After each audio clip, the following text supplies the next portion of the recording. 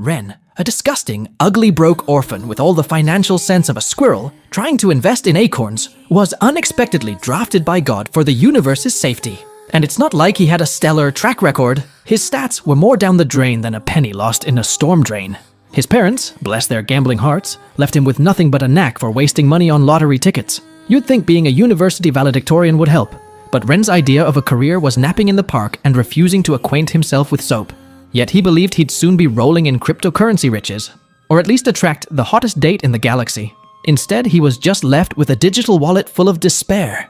Imagine this scene: Ren, smelling like yesterday's socks, snoozing in the park, and counting imaginary Bitcoin profits. When out of nowhere, a siren of a lady shows up.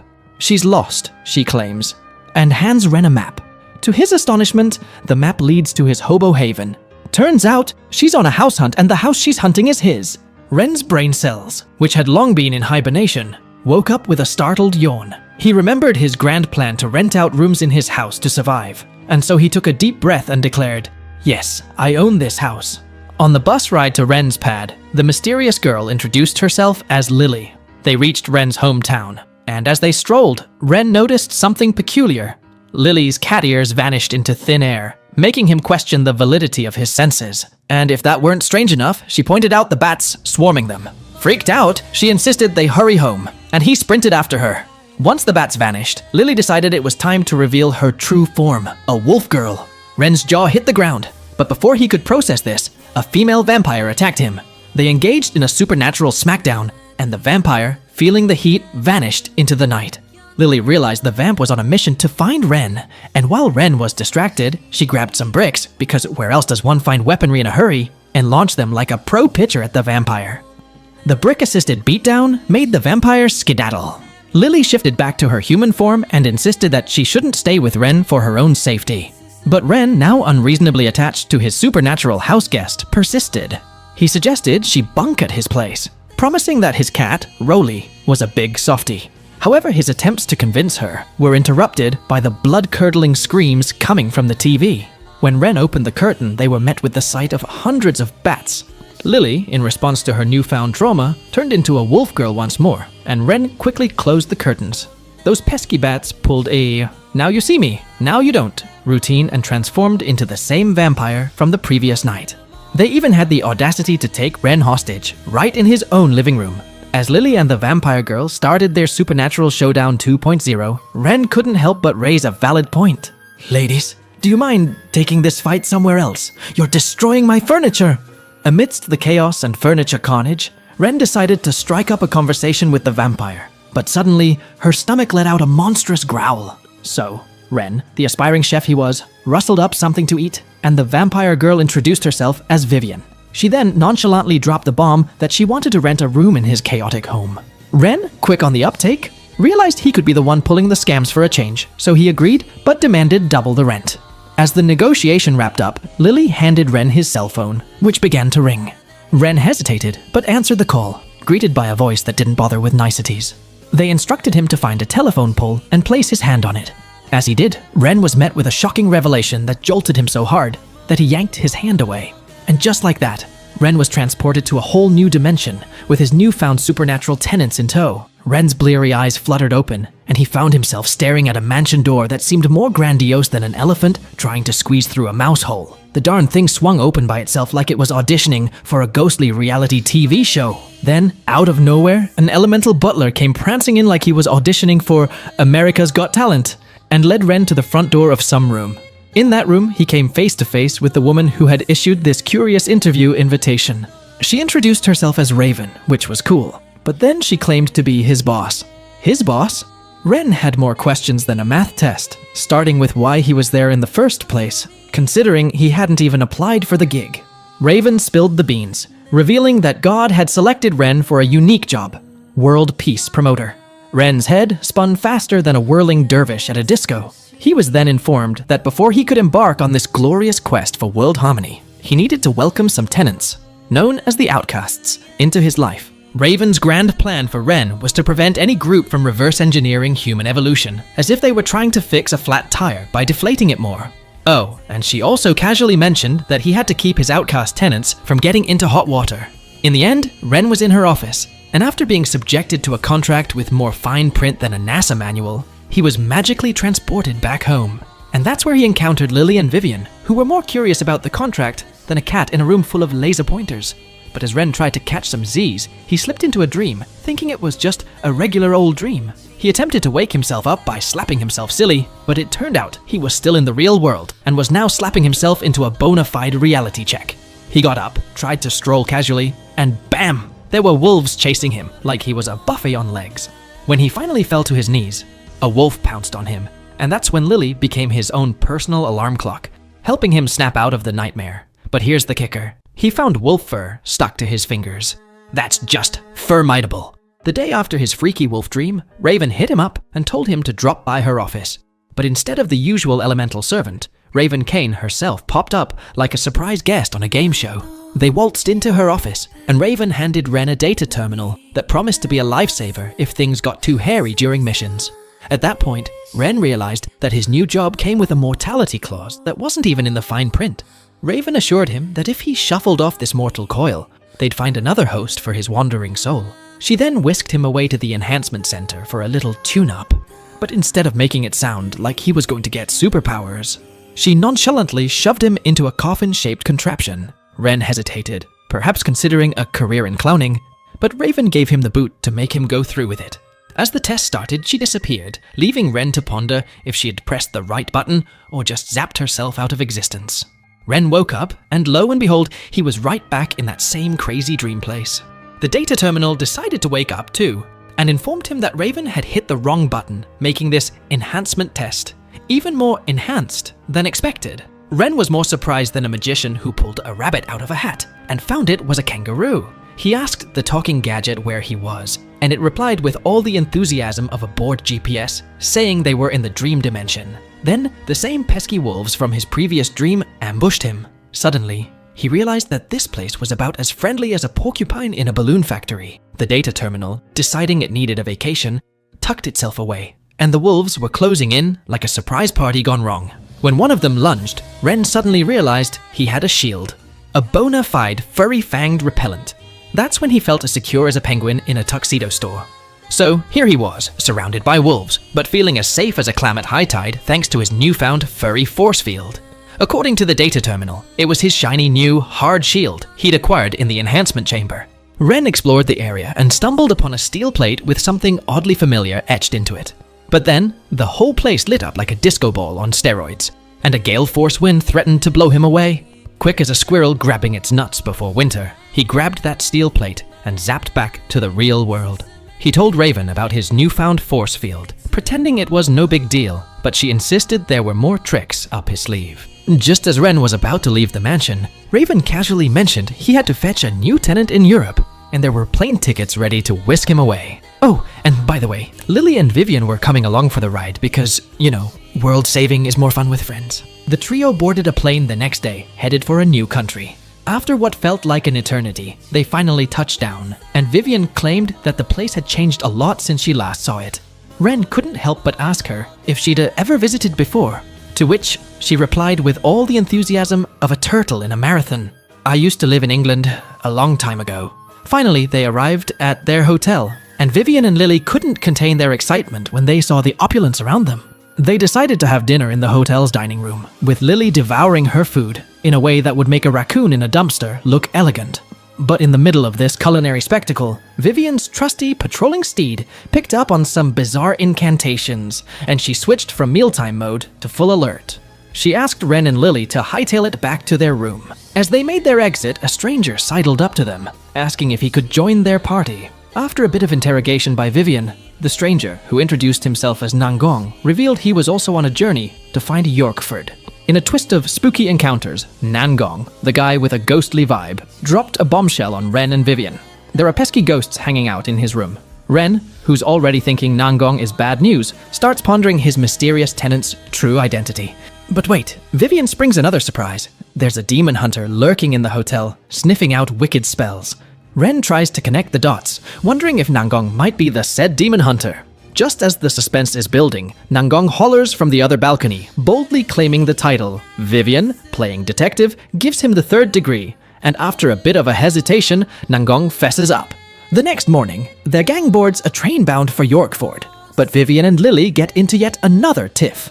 Meanwhile, the TV showcases a news reporter grilling a peculiar fellow named Angus about the ghostly antics, complete with hair-raising tales of eerie occurrences in the castle ruins. On the train, some oddballs manage to bump into Nangong's suitcase, and Ren sniffs trouble in the air. But their destination arrives in the nick of time. Nangong relies on his nose to sniff out ghosts and dashes to a resort. Surprise! Angus is waiting at the reception, declaring no rooms are available, but with a sinister twist. After much prodding, he ominously promises to find a spot for them. After a long wait, Angus finally conjures up some rooms. Vivian and Lily have to bunk together, and Vivian's hungry sleeplessness isn't helping. Ren ends up sharing a room with Nangong, thanking him for his cooperation. Later that night, Ren catches Nangong red-handed, staring at a photo, and oops, it slips from his hand. Ren manages to glimpse the photo's content, but Nangong quickly snatches it back, apologizing and revealing it's someone special. But, pressed for more, Nangong spins a tale about his sister and how demon hunters also have families. Meanwhile, Angus leads the same train strangers to the castle, charging them €50 each. Little do they know, Nangong's magic binoculars are keeping tabs, and he's grinning with glee. Ren is sleeping soundly when a strange creature suddenly leaps onto the bed. Terrified, he thinks it's a ghost, but is relieved to discover it's Vivian. She spills the beans that Nangong slipped away in the middle of the night, and urges Ren to find him, fearing their tenant's mischief. Nangong, on the other hand, sneaks onto the roof of their car, only to be scared stiff by a pet snake, belonging to one of the train strangers. Vivian swoops in, carrying Ren, and they set off to the castle, while Lily goes on foot. Vivian insists that finding a secret passage will save them time. But just as Ren is counting his lucky stars for the company, he activates his enhanced vision and spots Lily dozing off during her run, causing her to collide with a massive rock. Lily's collision with the rock brings on tears, but it miraculously reveals an entrance. Vivian plays it cool, pretending Lily found the shortcut to the secret passage. They finally reach the castle, catching up with the train strangers. These folks intend to enter the church, but Ren concocts a plan to foil them. Vivian deploys her bats and wings, while Lily unleashes wolf-like howls to spook the intruders. With the plan a success, Lily is tasked with moving a huge stone blocking the church entrance. She flings the rock aside and informs Ren of a human scent inside. Vivian spots human footprints, and Ren is convinced someone is ahead of them. Vivian touches a cursed cross, unleashing a cryptic riddle that she manages to decipher, revealing a hidden passage in the ground. Meanwhile, Nangong is suspicious of strange smells in the castle and uses his incantation paper to lift a heavy boulder, unveiling a secret underground chamber. As he peers inside, a gust of wind blows away his incantation paper, nearly squishing him. Just in the nick of time, Nangong manages to slip into the hole. As they press on, Ren becomes increasingly convinced that their tenant is a ticking time bomb. They're all feeling worn out, considering a rest when suddenly, magical knights appear before them. Lily recognizes them as ghostly soldiers, and Vivian warns that fighting here, with traps all around, is a bad idea. They decide to make a run for it. Lily takes on one of the knights and makes short work of it with her sword, revealing another hidden chamber. While Vivian guards the entrance, Lily discovers inscriptions on the sword, which Vivian translates, revealing that the knights are guarding a demon stone. Vivian explains that these stones are used to communicate with and summon dangerous demons, and that the knights are there to ensure the sealed demon remains locked up. Ren spots something on the ceiling and inquires about the stone's appearance. After Vivian's description, he points upwards, making them all gasp as they lay eyes on the demon stone, hanging menacingly above their heads. Meanwhile, Nangong trudged along, dripping like a soggy sponge, belting out Elsa's Frozen anthem with the line, "Nothing's ever been his bother." Little did he know, he was about to face some spellbinding surprises. Ren, in desperation, tried to dial for assistance, but his terminal played hard to get, reminding him that lifelines were reserved for genuine life-or-death drama. Vivian tried to be the voice of reason, explaining that the magical rock could only be activated by a third-party tap. Then, like a bad spell gone wild, Nangong's chants went boom.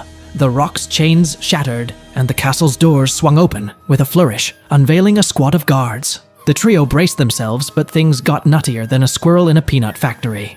Vivian launched an epic spell, but the magic stone sucked it up, creating a portal as the castle crumbled, and out popped a demon. The demon gave them the stink eye, snatched Ren and Nangong, and jetted off. Vivian, clutching Lily, soared after the demon. Ren, after his wild ride, complained that he was now officially dizzy, and pleaded with the demon to let him go, only to get a growl as an answer.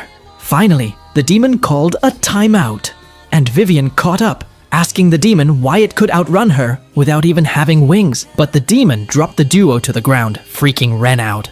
Vivian revealed that blood sex and demons were like two peas in a mystical pod, and supercharged Ren, maxing out his powers. Just as Ren and Lily were marveling at the twin moons in the sky, one of them blood red, Vivian threatened to unleash her Make Poseidon Disappear move. Then, out of the blue, the demon casually dropped the bombshell that it was their new roommate, leaving everyone stunned. The terminal chimed in, congratulating Ren for surviving his mission, and the demon introduced itself as Yazak. Ren spied some folks approaching from a distance, and Yazak was about to show them his second meteor when Ren asked him if he could pull a quick human makeover. Yazak obliged and transformed into a giant human, but Ren still had trust issues. Ren later debriefed with Raven, regaling her with tales of their near-death escapades. She, as always, brushed it off and inquired about the roommate situation. Together, they tuned into the Yazak Kam at home, witnessing the demon's attempts at domesticity. Vivian decided to give Ren's old warehouse a makeover into her own magical pad, showcasing her redecorating wizardry. In a twist of fate, she revealed a mysterious old metal plate she found, and Ren's jaw dropped when he recognized it. It was the very same plate he stumbled upon in the Dream Realm as a kid. Vivian tried to make sense of the plate's uncanny resemblance to the Dream Realm artifact, but it was like trying to teach a fish to ride a bicycle. That night, Lily went all mysterious on them, probably deciding to start a new career as a magician's assistant. The next day, Ren begrudgingly left his den to join Raven, grumbling about her early morning summons. But the terminal had other plans and thrust an urgent task upon him, so he couldn't escape it. As Ren trudged onward, he stumbled upon a street musician, a guitar-strumming siren, hoping for some pocket change. Ren, claiming he left his wallet in Narnia, opted to pay in smiles instead. Finally, he reached Raven's office, only to find her seething with anger. When he asked what was up, she spilled the beans. The rental company had accidentally teleported their new tenant 895 light-years away from good old Earth. Talk about an epic relocation fail. With a sense of urgency, Raven assigned Ren his next mission, commanding him to travel to a far-flung ocean-covered planet to retrieve their wayward tenant. But there was a catch. She had enlisted a sea expert for this aquatic adventure. Imagine Ren's shock when he laid eyes on the expert. And it turned out to be the very girl from the street bench with the guitar. Ren, trying to break the ice, mentioned that they'd met before, and she'd labeled him as stingy. She dropped the bombshell. She was his new tenant. Back home, Ren introduced the girl, Wayu, to the crew, only to find out that she was not just any outcast, but a full-blown mermaid who grew up on Earth. After dinner, Ren revealed his impending mission to fetch another tenant and opened up the floor for a volunteer. Lily eagerly offered to join, and Vivian boasted about her Earth navigation skills. But Ren dropped the space bomb. Their destination was among the stars. That's when Yazak raised his hand, claiming to be the galaxy-trotting expert. So, it was decided. Ren, Yazak, and Wayu were to be the spacefaring trio. The next day, the trio found themselves on a balcony, perplexed about why they were there. The terminal, ever the cryptic guide, explained the need for a stealthy departure, and as if on cue, they were beamed up in a radiant flash, arriving at the Kuiper space station. The vastness of space left Ren's jaw hanging as they were greeted by a station guide, who ushered them to their reserved spaceship. The terminal cautioned them to lay low and guided them swiftly to the spacecraft. They had a mission to hustle to after all. Inside the ship, Ren questioned if they were the only passengers. The terminal spilled the space beans. This was a dual-purpose civilian ship, and they'd switched to a smaller vessel en route. As their spacecraft readied for liftoff, back on Earth, Lily shed a tear or two over Ren's sudden departure without her. Meanwhile, aboard the ship, the terminal issued a warning to brace for transfer. But suddenly, turbulence rocked their ride as the captain announced that a rival had cut them off. They scrambled onto the smaller ship, and the terminal dropped the bombshell. They had only 4 minutes to spare. As they neared the planet and descended into its atmosphere, the ship's speed surged, and to make matters even more interesting, the propeller decided to clock out. The terminal called for an emergency exit, and when the ship took a nosedive into the ocean, Ren, thinking his end was nigh, found himself drowning. Just as despair set in, he spotted a breathtaking mermaid swimming toward him.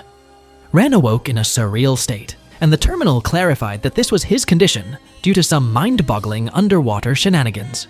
Ren, bewildered, inquired about his dual-world functioning capabilities, and the terminal played it cool, like a multitasking pro. However, a cacophony of battle cries interrupted the tete-a-tete, as Ren saw wolf-like creatures duking it out with a different breed of wolf. Before they could unleash their furry fury on Ren's crew, he stepped in with his shield, earning puzzled looks from the wolf pack. They wondered if Ren was throwing shade at their tribe, but he quickly reassured them that he was just playing the hero card. Gratefully, the wolves accepted his intervention, and the terminal chimed in to announce that Ren's stint in this world had reached its grand finale. Ren wakes up in the real world, and Wayu informs him that Yazak had nearly zapped him with an electric ball to rouse him. The data terminal assures Ren that as long as it's with him, he has nothing to worry about. Ren expresses his gratitude to everyone, and the terminal reveals that it had scanned the entire planet while Ren was sleeping.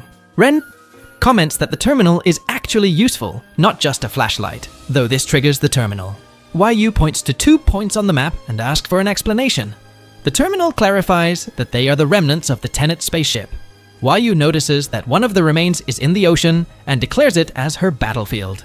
Ren suggests that they check out the one in the forest first. Meanwhile, back on Earth, Vivian prepares food for Lily, telling her to eat as much as she wants. After eating, Lily complains about the abundance of garlic in the food, stating that her nose is sensitive.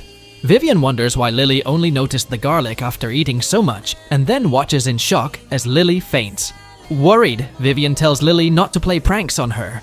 Suddenly, Lily's eyes shine, and she escapes from Vivian's grasp. Vivian manages to catch her and instructs her not to go outside. In the distance, 2 mysterious men discuss that something is about to begin. Back on the strange planet, Ren, Wayu, and Yazak walk together. They reach the crash site of the Tenet's ship, and Ren inquires if the ship was meant for Earth. The data terminal confirms this, and Ren realizes that if the ship had hit Earth, it would have caused a significant disaster. Yazak approaches the ship and tears open the door to inspect its interior, but he finds it empty. He proceeds to disassemble the ship piece by piece until it's reduced to mere scrap metal. The terminal then explains that the passenger has a higher likelihood of being found in the cargo hold of the ship due to its sturdier structure, increasing their chances of survival. They decide to investigate the other crash site. Arriving at the edge of a cliff, the terminal alerts them that the site is just below the ocean's surface. Without hesitation, Wayu leaps into the water, surprising Ren. She enjoys the water and mentions it's been a long time since she's had a good swim. Throwing her clothes to Ren, she changes into her mermaid form, causing Ren to feel a bit shy. Wayu exclaims that she can take one person with her to the crash site. The terminal whispers to Ren that he is the one who must go since he is being paid for the job. Yazak is concerned about them, and Wayu reassures him that she will protect Ren. Yazak lifts Ren and tosses him into the water. As he gasps for air, Wayu takes his hand and leads him to the bottom of the ocean. Ren is astonished to discover that he can now breathe underwater. Wayu explains that mermaids can control the water around them, allowing him to breathe beneath the surface. They eventually reach the crash site of the cabin, and Wayu transformed into a sea serpent, intriguing Ren with her choice of creatures. Wayu circled around the crashed cabin and created a massive bubble. Ren entered the bubble and noticed that there was no water inside, allowing him to breathe easily. Upon entering the cabin, he found it empty from the inside. The terminal disagreed, insisting that the Tenet must still be inside. Ren decided to call Raven for guidance. While Ren was explaining the situation to Raven, Wayu discovered baby products and an egg inside the cabin. Raven insisted that there was no way the Tenet wasn't there, and asked Ren to show her around. Ren explained that they found only baby products and an egg, which led Raven to call him an idiot and clarify that the Tenet was the egg. Wayu accidentally dropped the egg, but it turned out to be undamaged. Raven instructed Ren to meet her at the vast grounds in an hour. As they waited for Raven, Ren pondered why she was taking so long and whether she was stuck in space traffic. They spotted a massive spaceship approaching them, nearly crashing as it landed. Raven emerged from the ship gracefully and invited them aboard. The terminal assumed control of the ship, addressing Ren as the captain, and inquired about their destination. Ren ordered the terminal to take them home. He, along with Yazak and Wayu, then teleported back to their house, only to find it completely wrecked from the inside. Ren suspected a burglar had been there. He saw Vivian dragging Lily and tying her up. Ren called Vivian and cautioned her not to fight with Lily. Vivian explained that Lily had been acting strangely since yesterday and had become dangerous. At that moment, Lily freed herself from the ropes and lunged at Ren, but he defended himself with his shield. Lily noticed the egg in Wayu's hands and thought it was food. She rushed toward Wayu, but Yazak grabbed her and tried to calm her down. Ren believed that Raven might have a solution for Lily and instructed the terminal to teleport them to her. Raven was enjoying a bowl of ramen noodles, thinking it was even better than immortality when she felt a disturbance approaching. Ren barged in with his tenants, exclaiming that it was bad news. Raven threatened to send him to a battlefield for his next mission, but Ren assured her that it was a serious matter, and he needed her help. Raven raised her leg and noticed Lily, who bit her. She asked Ren if he needed help with this puppy, and she grabbed Lily's head, forcing her to make eye contact. The glow in Lily's eyes faded when Raven asked her what she saw in her eyes. Lily replied that she saw a full red moon with people blending into the sea, but confessed she was scared and wanted to become stronger. She then lunged at Raven, who flicked her hard on the forehead, causing her to pass out. Ren inquired about Lily's condition, and Raven explained that she would soon undergo an evolution. Ren bought some food and a tent on the way back in preparation for Lily's transformation, and the terminal expressed its anticipation for what would happen at night. A mysterious man watched as Ren walked past him. Ren returned home and saw Vivian, who had prepared a special potion. He informed Vivian that they would be going camping at dusk and asked if the potion would be ready by then. Vivian winked in agreement. Ren took everyone on a little adventure away from the hustle and bustle of the city. He promised them they'd be as hidden as a ninja in a laundry basket. All was well until they realized that everyone, except Lily, had dozed off. And just when you thought the night was calm, Lily pulled a move straight out of a B-grade horror movie. She stared at the full moon and let out a howl that could rival a pack of wolves auditioning for American Idol. Ren, always the responsible one, bolted up from his slumber, and to his shock, he saw everyone else already awake, gawking at Lily. But guess what? The terminal had some breaking news. Lily wasn't a werewolf. She had, in fact, transformed into the legendary, awe-inspiring Husky. Yes, that's right, folks. The ferocious beast was a doggo. Ren, the brave hero, cautiously approached her, and Vivian was all like, dude, she might be dangerous. But Lily just licked Ren as if to say, relax, I'm just here for the belly rubs and treats. Lily, not done with her one-dog show, glanced back at the moon and let out another ear-piercing scream. Meanwhile, the same two mysterious strangers who'd been playing hide and seek declared that the real action was about to start. Ren decided it was time to go home with Lily, leaving the others to clean up the campsite. But life's not a walk in the dog park, and as soon as Ren got Lily dressed for her grand exit, those mysterious men appeared, pulled a ninja move of their own, and knocked Ren out like a light. I guess that's what you call a rough night. Lily woke up with claws that could give Wolverine a run for his money. One was ice cold, the other was hotter than a jalapeno in July. But before she could audition for the next X-Men movie, she blinked, and poof, she was in a warehouse. Darn, it was just a dream. She tried to make a dramatic exit through an open door, but got zapped like a cat trying to play with an electric whisk. Guess who dropped in uninvited? Those two mysterious folks reappeared like they had a secret teleporter. Lily, with a raised eyebrow, if dogs could do that, asked, "Who in the kibble are you guys?" Turns out they were her companions, and they had a few tricks up their sleeves. They planned to teach her the ropes. Meanwhile, Viviane's rebellious bat decided it had other plans, and made a great escape attempt. Back at home, Ren woke up from his nap and wondered where Lily had disappeared to. Vivian mentioned that Lily had gone AWOL from her meal for the first time. Ren connected the dots and remembered the knockout punch he received when he got home. Yazek was furious, and the gang decided it was time to unleash the hounds. I mean, search for Lily. Just as they were about to send Vivian's bat on a mission to find Lily, Vivian realized her magical connection to the bat had been severed. Well, isn't that a buzzkill? But why, you ask? Oh, it's a piece of cake. They decided to scan the bat with their trusty terminal and discovered it was covered in a weird concoction of materials. Yazak, with his genius hat on, realized these materials were the same stuff they used to make steel on Earth. Viviane, like a detective on a sugar rush, put two and two together. She deduced that Lily was probably being held in a steel factory. Ren remembered there was an industrial area up north, and so the Scooby-Doo gang split up, with Ren and Vivian forming their dynamic duo. But wait, the mysterious Yuan had a few more tricks up his magical sleeves. He shot a magic ray in their direction, probably hoping to light up their lives. Vivian defended them with her own brand of magic. Ren, never one to beat around the bush, asked Yuan if he was the brains behind Lily's disappearance.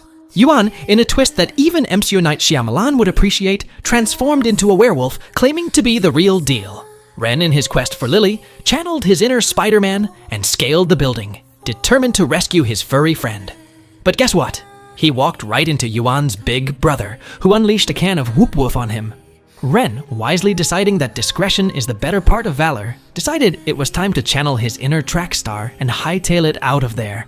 So, Ren, playing the role of the stealthy savior, squeezed through an air vent and found Lily snoozing on the floor.